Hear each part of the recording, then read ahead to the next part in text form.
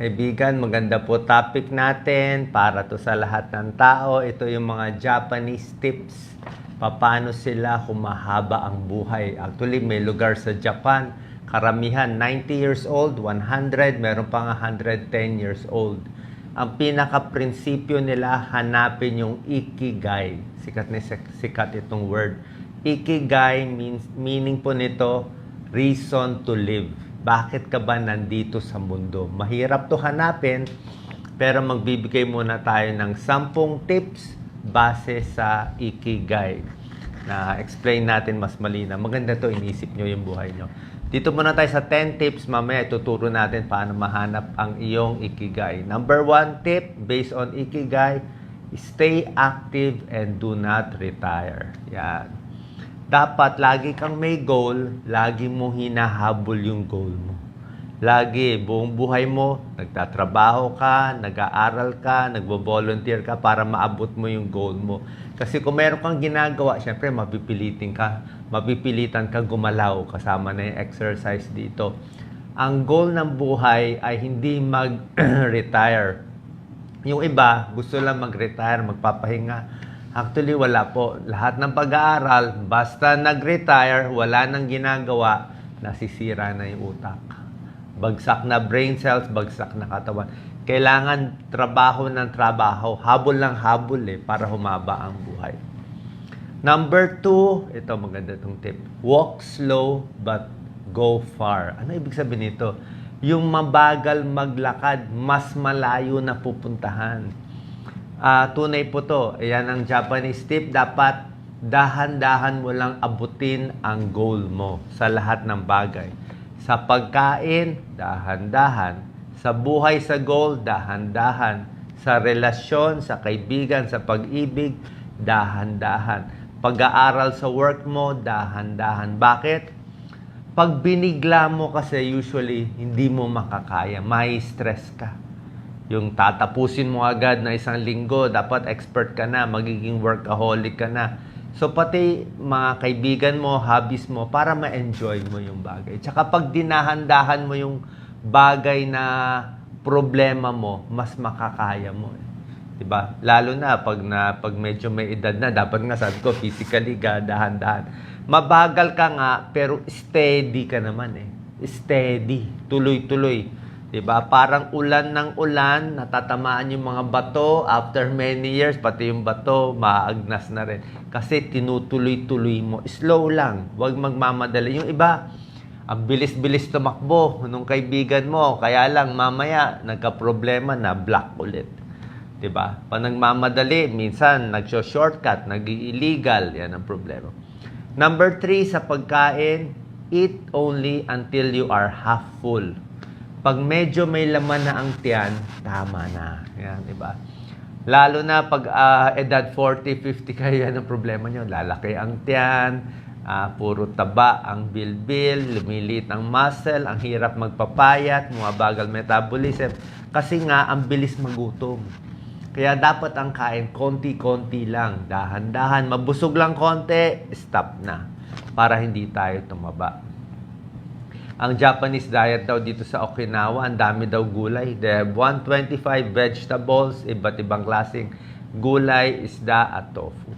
Number 4, pampahaba ng buhay based on ikigai, dapat maraming close friends. Hindi lang Facebook friends, hindi mo naman kilala, o pa-chat-chat lang, baliwala naman sila sa'yo. Yung talagang may oras ka makita sila physically, makausap, at may social connection. Kasi ang tao talaga, social being kailangan may kausap Tingnan mo lahat ng matatanda na pag tinanong mo ano ang pinaka-purpose nila sa buhay, paano sila mahaba ng buhay, ano pinaka-masaya sa kanila, hindi nila sasabihin pera. Ang sagot nila lagi, close friends, close family. Yun na lang matitira sa'yo hanggang sa huling sandali ng buhay. Pag maganda ginawa mo sa kanila, happy ka kasi marami kang natulungan Pero kung inaway mo sila, kahit nasa deathbed na, yung pa rin ang pinagsisisihan. Kamali ako, may kasalanan ako, may inapi ako, hindi po maganda.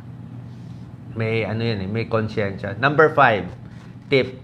Dapat get in shape ka, habulin mo agad yung next birthday mo. Ano? Get in shape. Let's say, ano man edad mo ngayon, sabihin mo, let's say, edad mo ngayon, 30. Sabihin mo, by 31 years old, kailangan mas healthy ako.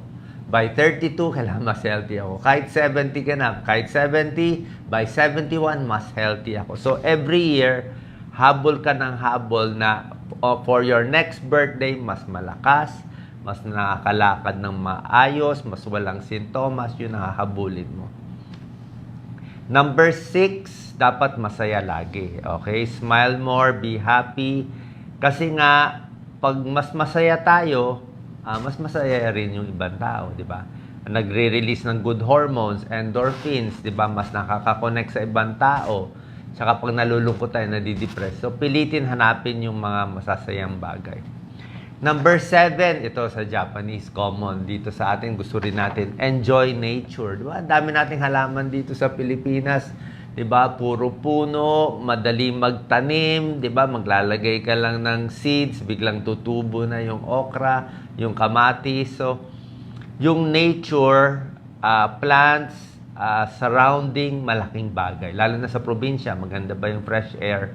Reconnect with nature para sa creativity, lakad-lakad sa habang na-appreciate yung nature at slows down aging.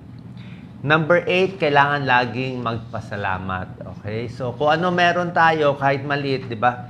Lalo na sa mga nagkakaedad, kahit 40, 50, 60, sasabihin mo, sakit na likod ko, hindi na ako makalakad, hindi na ako makapunta sa malayo. At least, kung ano pa magagawa mo. Kung nakakalakad ka pa konti, nakakasulat ka pa, kahit may arthritis, o di ba na-enjoy mo pa yung buhay mo.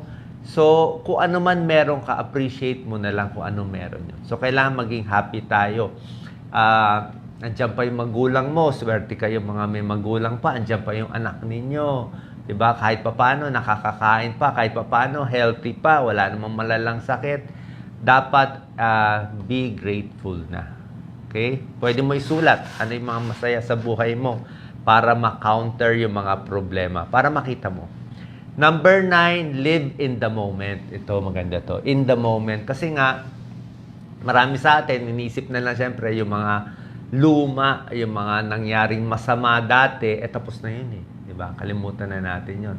Marami naman iniisip ano yung makukuha nila in the future. Ganito mangyayari in the future. Okay magplano, kaya lang, baka hindi naman matupad, baka iba naman mangyari, 'di ba? So parang pag in the moment ka lagi, mas ma-appreciate mo yung mga tao, mas ma-appreciate mo yung nakikita mo, 'di ba? Yung surroundings,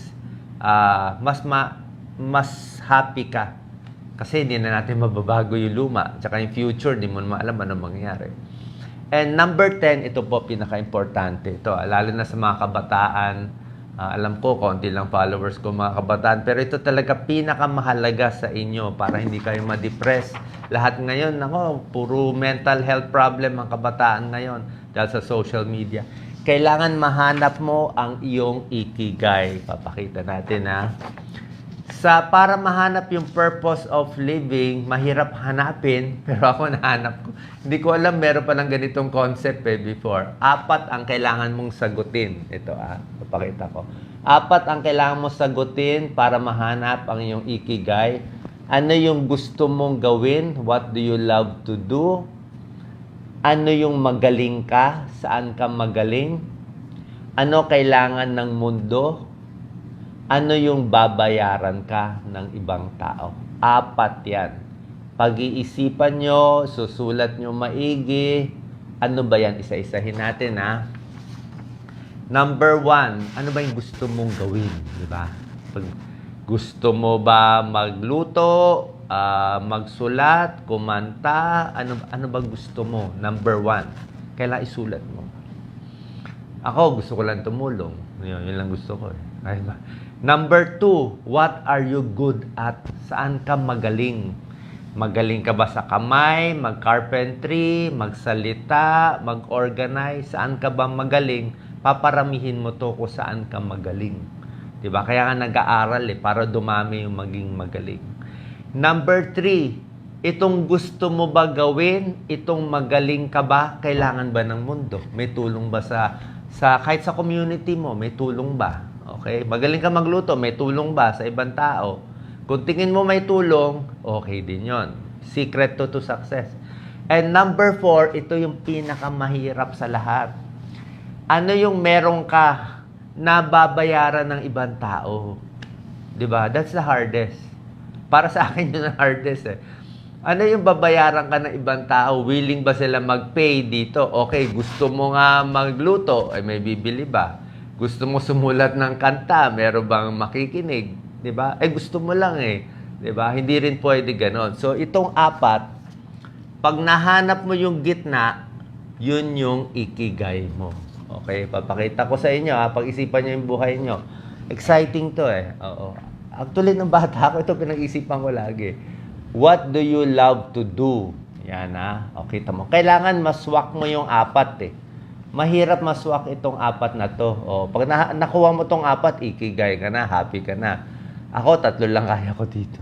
So, kung ano man yung gusto mo magluto, let's say, gusto mo ito gawin, mag-video game. Number 2, magaling ka doon. Okay? Natsambahan mo. Magaling ka na magluto, gusto mo pa magluto, pero hindi ka naman babayaran ng ibang tao doon. Tawag doon, passion mo lang. Okay? Lugi ka, passion mo lang, di ba? Magaling ka mag-video game, magaling ka nga, wala ka namang kita, passion mo lang yan. Parang yan lang hilig mo. Meron kang gustong gawin, tapos kailangan din ng mundo o kailangan na ibang tao. Pero hindi ka nila binabayaran para dun eh. So mission mo lang yan. Parang kami ni Doc Lisa, 25 years, medical mission. Gusto tumulong, kailangan ng tao, wala naman nagbabayad mission, libre siyempre lahat. Kaya hanggang mission na lang, hanggang passion na lang. Kaya sinasabi nila, lugi ka dyan, passion mo lang yan. Diba? So, pero masaya ka, lugi ka lang. Diba? Ngayon, ito yung maganda. Magaling ka sa isang bagay, let's say, magaling ka mag-ayos ng kotse. Tapos, babayaran ka na ibang tao para sa pag-aayos ng kotse. Profession mo yun. Kaya lang, ang problema, minsan magaling ka sa isang bagay, mag-ayos kunwari ng mga sasakyan, binabayaran ka, hindi mo naman gusto. Diba? Hindi mo gusto trabaho mo. Yan ang problema sa maraming kababayan natin. Yun lang ang ibabayad sa iyo sa trabaho mo, pero hindi mo naman love yun. Diba? So, hanggang profession ka na lang, kaya malungkot. Yun ang problema. Tingnan nyo, isulat nyo maigi. Pag nahanap nyo to, para sa akin, napakahirap ito i-balance. Minsan, yung kumikita ka, hindi ka naman masaya sa buhay. Wala daw passion, mission mo. Kaya, para sa akin, ako ang sinasacrifice ko lagi itong pera. Itong pera ang sinasacrifice. Kahit konting pera lang, tipid lang, pag makuha mo itong 3, happy na ako may konti lang nito. Nasa sa inyo. Kung gusto nyo puro pera, pwede rin. Kaya lang, hindi naman kayo happy, hindi naman kailangan ng mundo, di ba?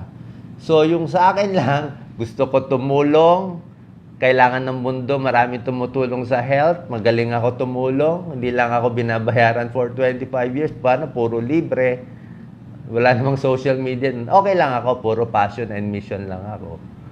Bandang huli na lang to darating, kung meron man siya. So, pero pag nahanap mo yung cross niyan, ikigayan. Ang ibig sabihin nito, sobra daw hirap hanapin yan. Sobra hirap hanapin. Minsan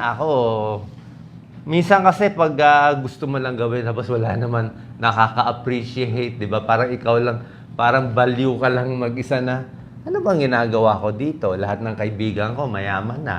Ikaw, nagtitiis ka dito sa passion mo, gusto mo. Pero kailangan makukuha nyo yung gitna. Okay? So, pag-isipan nyo to maigi, kung ano mahalaga sa inyo, baka yung bagay na binabayaran ka, hindi mo naman gusto, kaya in the end, wala din. Diba? Ang pwede nyo lang paramihin ito, yung talent nyo, ito talaga pinakamahalaga. Para yumaman, damihan mo yung talent mo. Mag-aral ka, kahit online, sa pagsasalit, lahat. Pag marami kang talent, good at ka, mas babayaran ka eh. Tapos pag magaling ka na doon, ay baka magustuhan mo na rin. Diba? So, kailangan hanapin mo tong balanse. Pag nakuha mo yung saktong gitna na gusto mo na, magaling ka pa, kailangan ng mundo, binabayaran ka pa, jackpot ka na. Kaya mahaba buhay nila. May reason to live ka kasi yung ginagawa mo, kailangan ng mundo. Pero kung ako, meron ako sa sacrifice dito, ito lang gusto ko lagi mawala eh. Kasi itong pera, pwede ka magtipid eh. Pero kasi pag dito mo finokus, nasa sa inyo. Pag finokus nyo kasi sa pera, usually, may pera ka nga, malungkot ka naman. Kasi hindi ka masaya doon sa ginagawa mo, sa paraan ng pagkuha mo ng pera. Lalo na kung masama yung paraan ng pagkuha mo nito. Oo nga, marami nga nito, nanloko ka naman ng marami. 'Di ba? Tapos, hindi pa gusto ng ibang tao. Okay? So, sana po makatulong tong video. Pag-isipan nyo maigi. Comment po kayo. Ano ang iyong ikigai? Usually, pag bata ka pa, isip mo, ito yung ikigai mo. Dati gusto ko lang may bookstore. Gusto ko basa ng basa. Yun lang. Oh. So, kung ano yung gusto mo, tapos ano yung ikigai mo at kung mahahabol mo ba siya. Okay? Good luck sa inyo. Sana nakatulong tong video. Pag-isipan nyo malalim, isulat-sulat nyo. Pag nahanap nyo, happy na kayo sa buong buhay nyo. Salamat po.